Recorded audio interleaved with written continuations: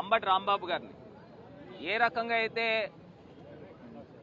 చిత్రవాద పెట్టి ఆనందం పొందుదామనే ఆలోచనలు అనుకుంటా ఉన్నారు. నిన్న రాంబాబు గారు ఒక గెస్చర్ ఇలా ఒకటి వాళ్ళు అసలు ఏం చేయాలో కూడా వాళ్ళకి అర్థం కాని పరిస్థితుల్లో ఉన్నారు. నిన్న రాంబాబు గారు ఒక టైగర్ లాగా ఆయన ఎక్కువ మాటలు కూడా ఏం మాట్లాడలా, జస్ట్ అలాగా ఒక జెస్చర్ చూపించారు. ఇంకా చంద్రబాబు నాయుడు గారు కానీ మొత్తం పవన్ కళ్యాణ్ గారు కానీ మొత్తం వాళ్ళ ఎమ్మెల్యేలు 164 మంది ఎమ్మెల్యేలకి గొంతులో ఎలక్కై పడింది. ఇవాళ రాంబాబుని కలిస్తే ఆయన చాలా ధైర్యంగా ఉన్నారు. రాష్ట్ర వ్యాప్తంగా అంబటి రాంబాబు గారు ఒక మగాడరా అనిపించే విధంగా ఆయన హావభావాలు కానీ ఆయన ప్రవర్తించిన విధానం కానీ కనబడతా ఉంది. ఇవాళ ఒకటే అంశం చెప్తా ఉన్నా, చంద్రబాబు నాయుడు గారిని ఉద్దేశించి నేను అనలేదు.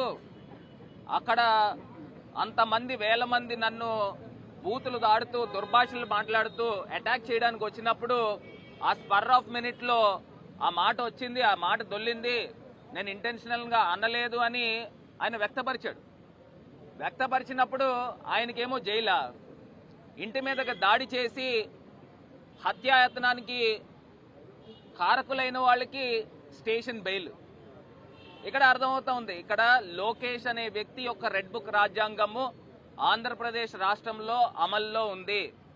డాక్టర్ బిఆర్ అంబేద్కర్ గారు రాసిన రాజ్యాంగానికి ఆంధ్రప్రదేశ్ రాష్ట్రంలో విలువ లేదు అనేది క్లియర్గా అర్థమవుతా ఉంది. 53 కేసులు పెట్టడం ఏంటండి? హత్యాయత్నము, పెట్రోల్ బాంబులు తీసుకెళ్లి ఇళ్ల మీద విసిరారు, వాళ్ళకి స్టేషన్ బెయిల్లా? ఎంత అన్యాయం జరుగుతూ ఉన్నది అనేది ఇవాళ రాష్ట్రంలో అర్థమవుతా ఉంది. ఇది ముమ్మాటికి కూడా క్లాక్ ఇలా తిరుగుతుంది. తిరిగిన వెంటనే మళ్ళీ రేపు అధికారంలో వచ్చేది మేమే. అధికారంలోకి వచ్చిన తర్వాత మొన్నే శ్రావణ్ అన్న చెప్పారు, 3 ఫ్లైట్లు పట్టుకోవాలి. 3 ఫ్లైట్లు పెట్టుకుని ఎలాగ తిరుగుతున్నారు కదా. కౌంటింగ్ స్టార్ట్ అయినప్పుడే మీరు ఏ రాష్ట్రాలకి ఏ దేశాలకి పారిపోతారో ఒకసారి ఆలోచన చేసుకోండి. ఎందుకంటే ఇవాళ ఆంధ్రప్రదేశ్ రాష్ట్రంలో అరాచక పరిపాలన జరుగుతోంది, రావణ కాష్ట చేస్తూ ఉన్నారు. ఇది ప్రజలు ఎట్టి పరిస్థితుల్లో కూడా ఒప్పుకునే పరిస్థితులు లేవు. నేను అడుగుతా ఉన్నానండి, మీ ఇంట్లో ఆడవాళ్ళ రాంబాబు గారు వాళ్ళ ఇంట్లో ఆడవాళ్ళు కాదా? జోగి రమేష్ గారి ఇంట్లో ఆడవాళ్ళు కాదా? వాళ్ళ ఇంట్లో ఆడవాళ్ళు ఉన్నారు కదా. మీరు ఇంటి మీద పెట్రోల్ బాంబులతో దాడి చేస్తే జరగకూడదని జరిగితే అక్కడికి వచ్చిన వాళ్ళు కూడా అందరూ గంజాయి మత్తులో ఉన్నారు, అందరూ కూడా తాగిన మైకంలో ఉన్నారు. మనకి ఏమన్నా చెప్పి చేస్తారా? దొరికితే అక్కడ చనిపోవడమే కదా. అంటే అది డైరెక్ట్గా మర్డర్ అటెంప్ట్ చేసిన వాళ్ళకి బెయిలా? సాక్షాత్తు ఎమ్మెల్యేనే చెప్పింది, ఏమని చెప్పిందండి?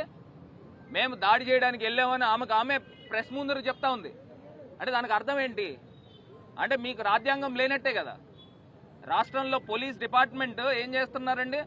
తెలుగుదేశం కార్యకర్తల చేతుల్లో రాడ్లు కత్తులు పట్టుకుని ఉంటే వాళ్ళకి ప్రొటెక్షన్ చేస్తున్నారు, వాళ్ళకి ఎస్కాట్ చేస్తూ ఉన్నారు. అంటే ఇక్కడ ఇవాళ క్లియర్గా అర్థమవుతా ఉంది, ఆంధ్రప్రదేశ్లో ప్రజలను గమనించమని కోరుతా ఉన్నా. ఇంకో పక్కనేమో తిరుపతి లడ్డు వ్యవహారంలో చూస్తే ఎప్పుడైనా రాష్ట్ర బాగోగుల గురించి అంతమంది కూర్చుని ప్రెస్ మీట్ పెట్టిన సందర్భం ఉందండి?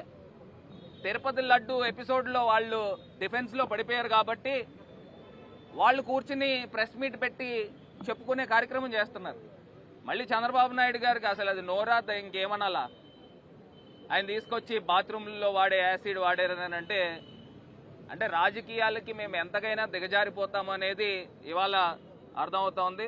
ప్రజలు కూడా ఎవరు హర్షించరండి, ఈ మంచి పద్ధతులు కాదు. ఇప్పుడే శ్రావణ్ గారు చెప్పినట్టు కూడా ఆ శాంపిల్స్ ఎప్పుడు తీసుకున్నారు? తెలుగుదేశం హయాంలో మీ గవర్నెన్స్, మాది గవర్నమెంట్ ఎప్పుడైతే ఆ ఎలక్షన్ కోడ్ వచ్చింది మార్చిలో వచ్చింది, ఈ శాంపిల్స్ తీసుకున్నది జూలైలో. అంటే 4 నెలల కాల వ్యవధి మీరు ఆల్రెడీ గవర్నెన్స్లో ఉన్నారు. మరి మీరు లేకపోయినా ఒక 2 నెలల నుంచి మీరు గవర్నెన్స్లో ఉన్నారు. ఉన్నప్పుడు శాంపిల్స్ తీసినప్పుడు మీ టైంలో తీసినప్పుడు అడల్టరేషన్ జరిగింది మీ టైంలో ఉన్నప్పుడు, ఇప్పుడు తీసుకొచ్చి వైఎస్ఆర్సీపీని ఎట్లా బ్లేమ్ చేస్తారు? ట్యాంకర్లు వెనక్కి వెళ్ళిపోయిన ట్యాంకర్లు ఇంకో రూపేణ మళ్ళీ వెనక్కి వచ్చి ప్రసాదానికి వాడినప్పుడు మీరు దైవ తప్పిదం చేశారు. మీరు కళ్ళు మూసుకుపోయి మీరున్నారు.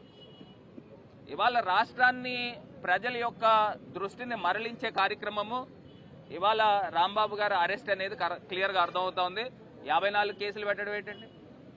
మళ్ళీ 2023లో ఏదో లేని కేసుని తీసుకొచ్చి ఇక్కడ ఇబ్బంది పెట్టే కార్యక్రమం చేస్తూ ఉన్నారు. రాంబాబు అన్నకు కూడా చెప్పాం, సెంట్రల్ జైలు చుట్టూరు అంతా కూడా మంచి మొక్కలు ఇవన్నీ ఉంటాయి, ఇదంతా కూడా కాస్ట్లీ ఏరియా అన్న. అందరం కూడా ఇక్కడ ₹1,00,000 పైన గజం ఉంటుంది, మీరు మంచి ఏరియాలోనే ఉన్నారు. వీళ్ళు ఏదో ఇబ్బంది పెట్టాలని వీళ్ళు అనుకుంటున్నారు, కానీ అక్కడ లేదు. ఇవాళ ఇవన్నీ కూడా దృష్టిలో పెట్టుకోండి. రేపన్న రోజున మళ్ళీ క్లాక్ అలా తిరిగి మళ్ళీ మా వైపుకి వస్తుంది, అది గుర్తుపెట్టుకోండి.